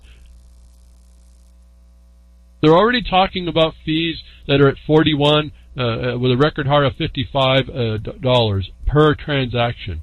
So here's the other thing that starts to come in. They may promote you in. Remember, they did this with all bank accounts. Oh, come in and get the toaster. Oh, come in and get the 25 ducats that they're going to come and get the set of the flowers. Oh, you can have a $25 rebate. All these inducements to get in to get your account. Oh, free checking for a year. Free checking for underneath a certain amount. But then once you get in, now they go through this change like you do everywhere else. We can change this as we will. And they do. And so here's another caveat to this cryptocurrency problem of it's just a transfer, and it's actually going to cost you more. It may not. They may give these things away. The transaction fees will be waived. That means that they're not there. They're still there. They're just waived, and that you're going to be brought in any time that they want. But here was another thing, and not only all the other vulnerabilities of this cashless system, making it so easy for you to have it and plug in. Here are the costs that they will claim they will tell you that if you listen carefully, they're saying it costs them less. But when you want the service that you consent into, because there ain't any other game in town, it's going to cost you more. Like everything that happens in technocracy are things smart. It's austerity. And when you get in austerity, they have you by the nose, and you agree to it walking in. And I'm asking you to see that for the transparency you don't see quite yet, and figure out what you're going to do about that. We got to start doing that thought now and do action now. Have a separate system working. I don't know what's going to happen, like with production-based coins. I actually thought of one for mining. Okay, so this is not even outside my mind. I'm actually encouraged by the pot coin because it touches things of production. But how long that can last, and how long people are going to be or whether or not people will be as knowledgeable as I think people need to be, where I think it needs to be discussed, and not making an argument, but make it a fact of the obstruction of the government to allow granted things that they don't have a right to intrude. That it's no different than the prohibition against the maintenance of a suit and interference. That is the kind of thing you're looking for. That may be sufficient, but if there's only myself that actually understands this, it's going nowhere, and all this stuff is going down into control. It's going to be regulated into control. It's going to cost a lot to do it, whether that's immediately or after the fact when they use it and all this data they're getting to fabricate a violation.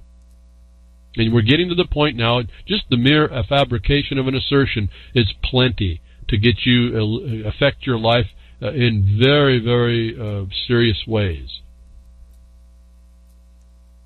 So another vulnerability. This comes out in a different way, but we're talking about. I was saying you don't fill the bill they'll come after you, or they'll flick your switch when they don't agree with you. Your life's going to be tied to all this, as hackable as it is. That's the hackers. But I'm talking about the inside. The inside job is already in. What do you got in your wallet, folks? Intel inside. They tell us. It's all there. Intel is inside. What are you going to do against all this? So how are you going to protect against, whether it's a hack of an exchange, a hack of your system, the interference or the hacking of your inputs in order to get into your accounts, or the government flipping the switch? We see the evidence that this happens right this week. If we didn't think about it before, this is now proof it happens. Facebook says it is, and from where, folks? You have to understand the shifting, ziocentric shift going on in all of this.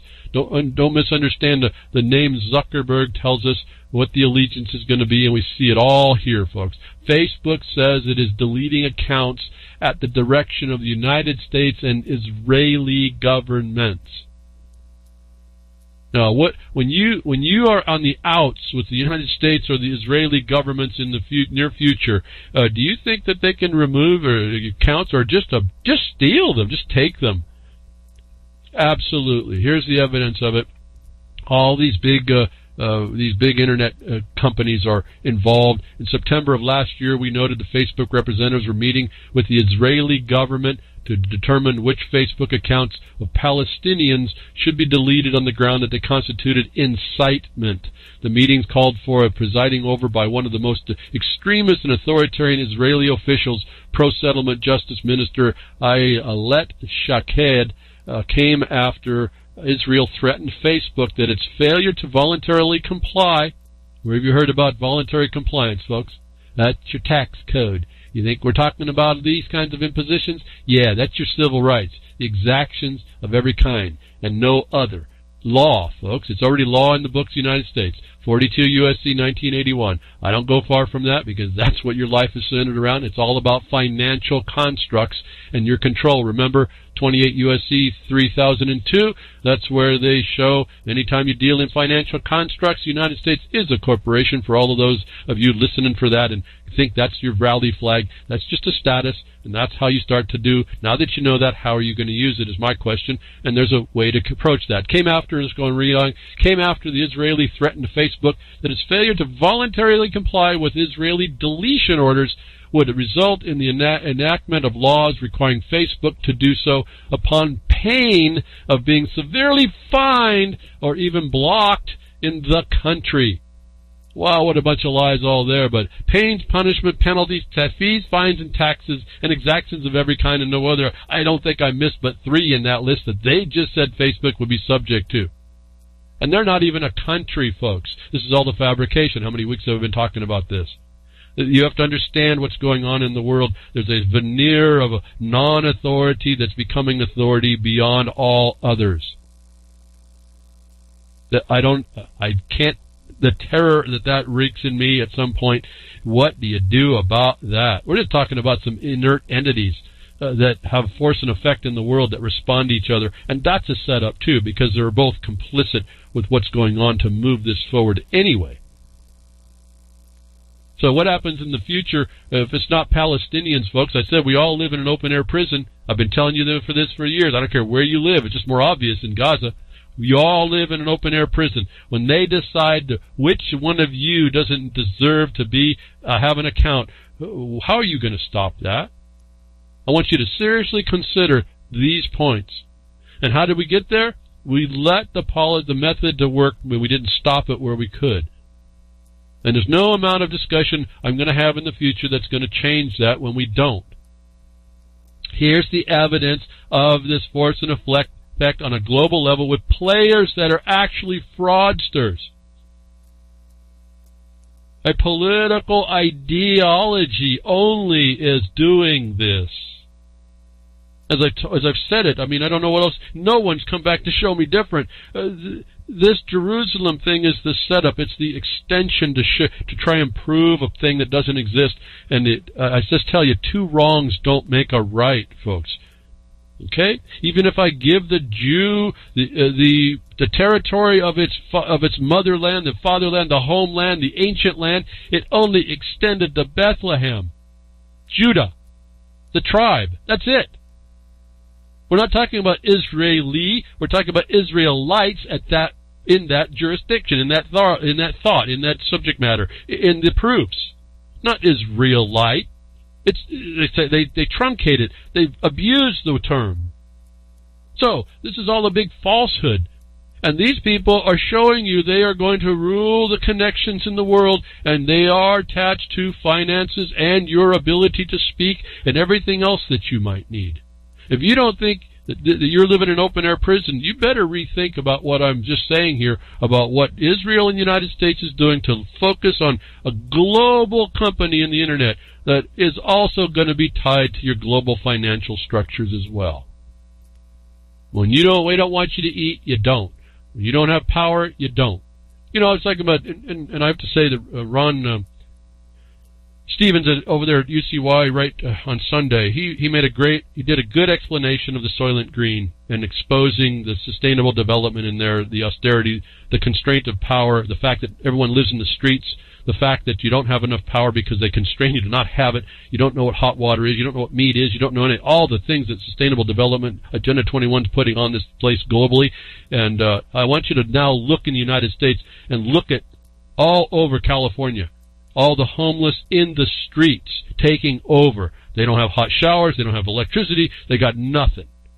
You're seeing the movie play out, folks. So don't think it's too far away, and don't think you're too far away from being right there.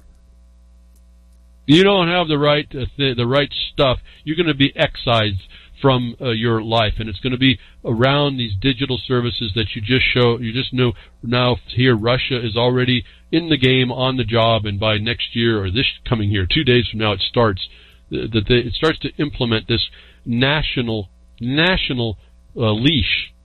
The United States already has it. They're having trouble because of the way it's situated in the states. But I've told you there's a commerce connection to that in two levels. The real ID is tied to commerce through motor vehicles department. So you start understanding what I've been telling you. You start to have a word in your mouth on how you start to approach how you're going to avoid that. Not evade it, avoid it. So on this global thing where the United States Israel's now using the concurrence of the United States, two wrongs trying to make a right over in Jerusalem, they're saying, well, the United States, you corporations, the United States is the policy to agree to our brutality, our genocide. And so you can't deny it. You see how this starts to work, I hope, folks. And up pops another thing that's happened out of the United States through Trump. 15 minutes of Jerome Corsi's Twitter. It just came through, I think this came through Real Liberty Media's Twitter account.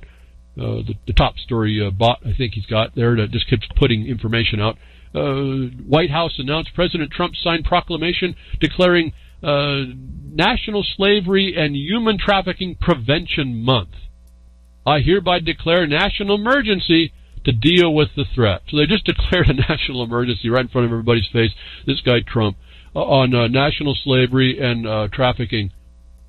And you go read the EO, and it says serious human trafficking. And I'm looking at that saying, why only serious? And what about the human trafficking that's going on in the United States? The United States decides something, and all of a sudden now we're going to focus on it. However asinine it seems to be, however hypocritical it seems to be, however incomplete it seems to be. And everybody's jumping on, we're finally going to go after human trafficking. Look, there's already laws on the books against this. Why isn't there any prosecutions with it in the country? When you go read the EO, it's for outside the country. And then he writes another EO, this guy, Trump. We really have trouble, I told you we have a small mouse hole of possibility, and we've gotten some. But it never really goes far enough. It's fallen short in so many ways, and so much credit's taken for what's going on. And you get the crumbs, and you think the crumbs, it's like you were eating a pilot cracker, and then they hand you a saltine, like I told you before, and you go num. Oh, the salt tastes so good. This is the best cracker I've ever had. And all you're getting is a saltine cracker instead of a pilot cracker. That's what they're doing here. That's what's going on. And until people see that, like I say, the shortfall with the Bundy issue, and I keep repeating because it's our first thing we can see how this shortfall works. Okay, executive order. United States decides something else. Trump executive order targets Clinton-linked individuals, lobbyists, and perhaps Uranium One. And the Trump administration quietly issued an executive order quietly, I suppose, to be like a secret thing. So this is all just nonsense, which allows the freezing of United States housed assets belonging to foreign individuals and entities deemed serious human rights abusers. Was about that bill. The other EO that they issued was about the people that are doing the investments and doing these other things on the natural resources. Together, they talk about foreign individuals or entities deemed serious human rights. What about just human rights abusers? I guess the not so serious ones are not included here, and the domestic human rights abusers are okay as well. I guess, correct, folks? And that was what I tweeted out. I said I suppose the not so serious human trafficking is okay by this. And my question, folks. You go read these articles, these EOs, these executive orders. National Human Trafficking Month. I mean, come on. It's not taking any action. We're going to take an awareness, and we're just going to watch the crime. Did I miss the part on the last two EOs, serious trafficking, national resource interference, which says that they are cleaning up their own yard first, going after the government people within the states committing the same crimes? Is my question, folks. Do we look at this and we go, oh, Trump is doing great work, oh, he's going after human trafficking? Or do we recognize that it's not really doing anything of the sort? It's just another cover. And if we aren't recognizing this and not calling this part out, why? What are we accepting and allowing that we just make we'll just do a recognition against human trafficking. We'll just let it happen, but that's okay. Oh, child abuse across the states in the CSD. Oh, that's okay. It's domestic. We don't talk about our own dirty laundry. We're going to go meddle in the nations, other people's nations. Now, concurrently, both, I can see it, but one over the other, I don't think so. That's just a cover. And everyone who's going rah, rah, rah, MAGA, please, stop. Stop, you're just as insane as the other side. Stop it.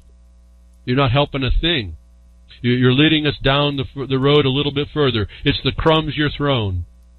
It's not the fulfillment of what we would expect to live amongst in our better way.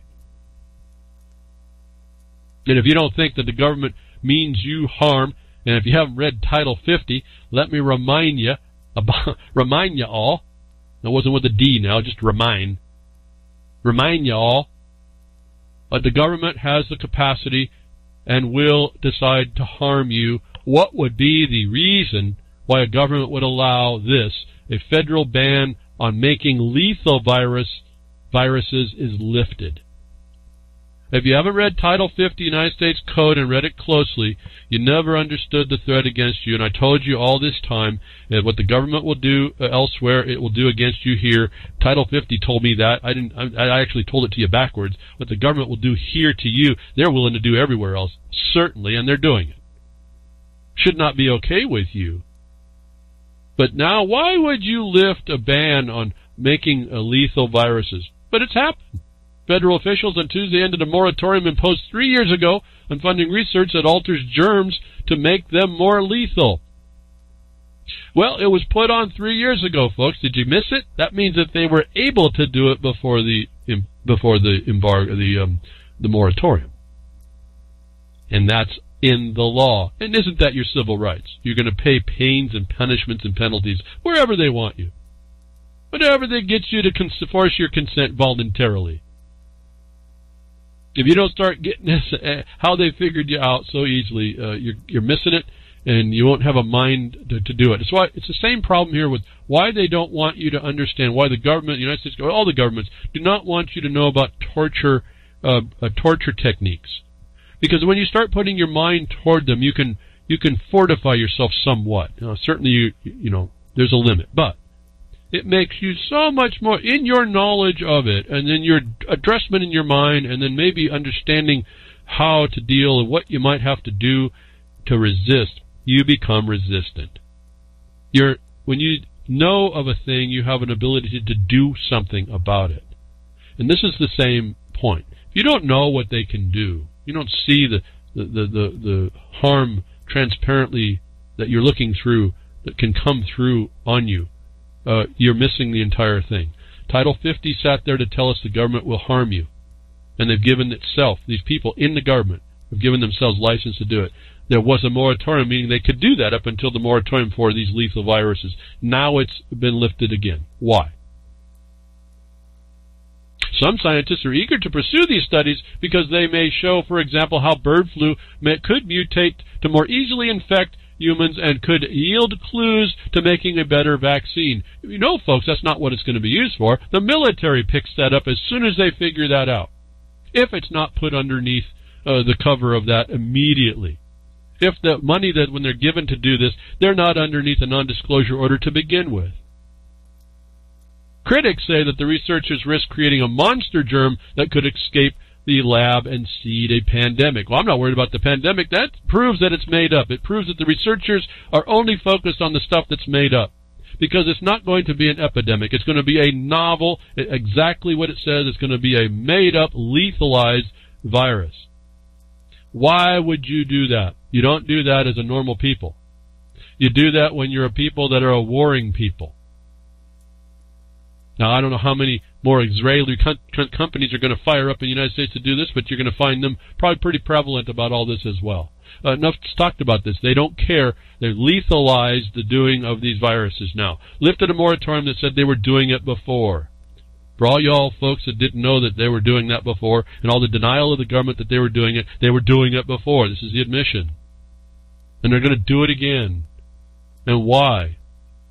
You can tack any agenda about why in a whole world about that. They'll all fit now.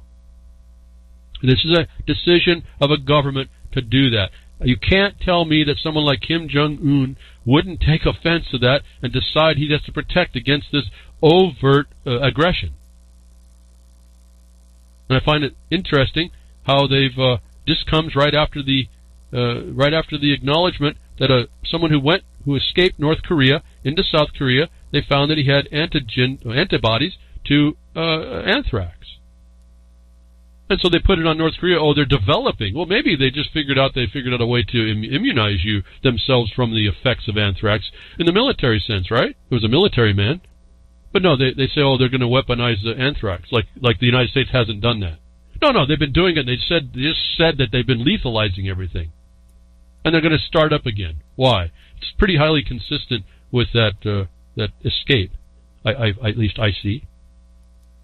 Moving on with these things, these lethalized things injected and sprayed or whatever, given to you, administered, vectored by some bug or whatever. Vaccine industry in a panic as scientific study solves the riddle of why flu shots don't work. And so where they're trying to lethalize them to make them more deadly, we're finding out the vaccinations literally have a reason why they won't work. And I've got two little links, a structure explanation of the low effectiveness of seasonal influenza, H3N2 vaccines. Well, we talked about the pig fly flu, folks. I told you they were still on that. They were going to put this stuff in all the 4-in-1 now. The pig fly flu was going to be a part of your life in these flu shots. It was all novel. It was all created, all fabricated. It was lethalized to the point of giving you the cold, if not hurting you a little bit more some way else, changing you epigenetically. I don't know all that they could be doing. I've seen some of the reports. It's not a good scene. But here's a study on how this works. Guess what, folks? Again, experts say, science says, right? We're going to do it by injecting eggs. And what have I told you? When you start doing this kind of invasion, the nature takes a course to try and protect itself as well, and it will do protective measures to do unintended things. We see that in the injection of the cell when they try to change the DNA of a cell. Unintended proteins get created. No geneticist wants to talk to me about that. In fact, a couple I get blocked from a long time ago, I stopped asking. They don't want to talk about this problem, but this is the problem. The very nature of how they do make vaccines and eggs, the interaction causes mutations, right, that make the vaccines ineffectual or not as effectual or actually a problem. So anyway, I can talk about all this, and I just tell it to you. Those of you focus on the vaccines, here's a report. Here's another thing you can throw in when you make your comments or go to your counties as a health thing, and they have the power to do something locally to shut down this stuff. You have more evidence of what the problem is. You have a little ways to kick the can down the road if it's inevitable, but by that time you should have enough knowledge to be able to say that how anything might be rightfully done if it's to be found that way. And the more knowledge you have about the subject, the harder it becomes for them to show, to overcome the ignorance, because you're sitting there with this provable problem, and hopefully you found the one that can't be solved where it can't be solved, and it does cause a problem. See, it all depends on how you frame it up. But you have to frame it up and you have to present it somewhere. That gives notice to the rest of the people. You may be the only one that does it. It's why I do this broadcast, or whatever value you put on it. It's why I do the broadcast. Something I say may trigger a thought in someone that gives them an opportunity to do something, or fixes a problem, an obstacle they had, or whatever. I have an opportunity to convey some of these ideas. Get your juices flowing, get your mind stirring a little bit more than just absorbing things like a sponge. Squeeze that sponge and see what pops out. So again, we have a little story. I didn't even know how to treat this. I want to point out how the university system is messing around. The university system is part and parcel to this entire destruction of your way of life, at least in the United States of America and lots of other places. It's the implementation of all the procedures and methods to impose austerity, shared prosperity, the foreign agendas, the international agendas. Statement here is kind of ludicrous. I don't even know how to address it, but I'm going to make a comment on how nonsensical it gets, and really what they're really attacking here. Professors, farmers, they say, farmers' markets are insidious white spaces, normalized white eating habits. What? Farmers' markets normalize the food consumption habits of white people and contribute to oppressive of minorities, according to professors at San Diego State University. Well, what are these professors? Well, they're two professors, geography professors. What the hell are they talking about this for? But these two people are geography professors at SDSU, criticize the whiteness of farmers' markets in a chapter for Just Green Enough, a new anthology published by Routledge in December. Farmers' markets are often white spaces where food consumption habits of white people are normalized. Folks, let me just point out, the university system is attacking all production. You say white farmers, it's kind of interesting how they put this together. Well, anybody can have land and be a farmer. Anybody who is making a discrimination on the access to a sales point, a marketplace, which is granted to the farmer in these farmers' markets. Anybody that stopped it can be hit with a discrimination suit. So this is strictly what the academia is attempting to colorize, a non-color production condition, that the farmer has a right to market. These academia doesn't want like anything that allows a producer to market his stuff, because that's outside of commerce, that they attack it. This is the urbanites attacking the rural, the servants of the urbanites. So the farming is also not a color. It's just a production. This is how they get us to fight amongst ourselves. These people really need to be taken to task. But I'll tell you, this is an attack on production. It may not look like it, but that's what it is. And then it conditions. They talk about gentrification. Well, I don't know, folks. This is just what people go to buy food when they don't want to buy the manufactured stuff. They don't want to buy the adulterated stuff. They get it right from the farmer. Buy local. See, that's what they're attacking. They're attacking the very thing that they established or tried to establish in permaculture. Anyway, I hope something today I said today helps you. Hope you get engaged, folks. Do the thing. Make the wrong that you find right, and do it with gusto. Grimner, thank you for what you do at realliberty.com. Thank you for UCY.TV, Jules, at what you do there, and the subs put the broadcast out so much, and all wherever you are that do the promotion of the broadcast and remind it and minds, do appreciate it. Vince Easley, thank you very much for what you do. Even though we got a little hitch in the giddy up this week, it ends up working out. You all take care. I'll be back next week. Tech diffs are nature willing.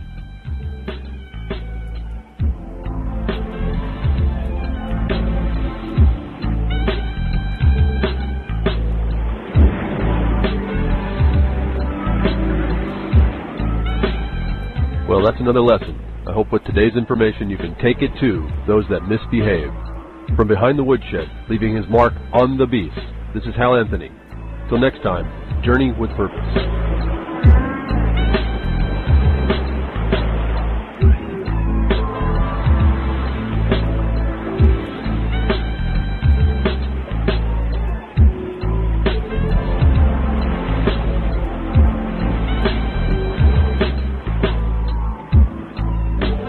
Well, that's what opening up a can of whoop-ass feels like.